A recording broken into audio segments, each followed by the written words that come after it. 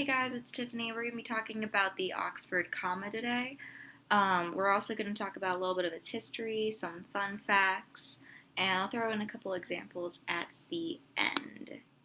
So first of all, what is the Oxford comma? Well, it is, according to Google, a comma used after the penultimate item in a list of 3 or more items. Before and or are usually the words that it comes before. So you all say that like with a list, like your grocery list, buying milk, eggs, comma, and bread.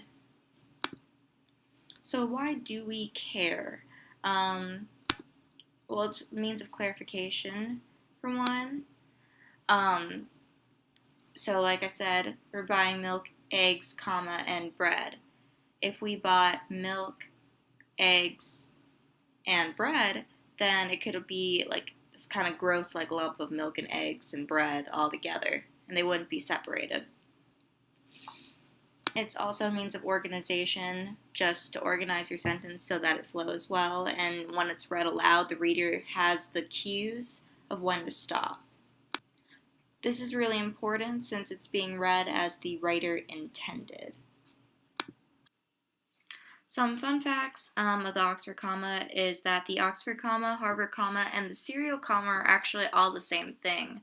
The Oxford comma gets its name from the Oxford University Press because it was frequently used by writers there.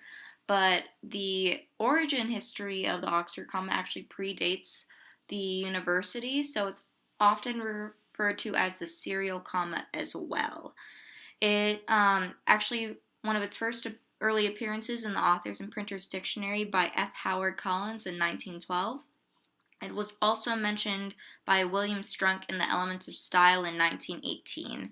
But the tricky part is that the Oxford comma is also used in the 1894 annotation of the History of Troy, which is the first text that William Caxton ever printed in 1473.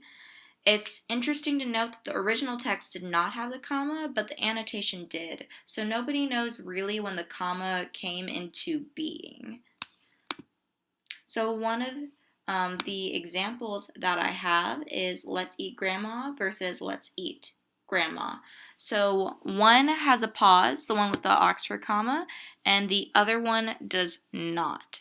So this is really important because the first one implies that you're cannibalizing your grandmother, while the other one is an invitation to eat. So cannibalism versus the more mundane thing.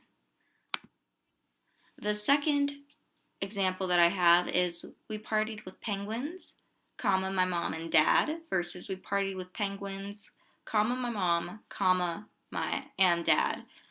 So this is a really important distinction because in the first one, the penguins are your parents because there's not a pause between mom and dad. In the second one, there is that pause denoted by the comma. So either way, you kind of win. You get cool penguin parents, or you're partying with penguins, your mom and your dad. I might prefer the first one, but to each his own. Well, thanks for watching. If you like it, subscribe. If not, don't.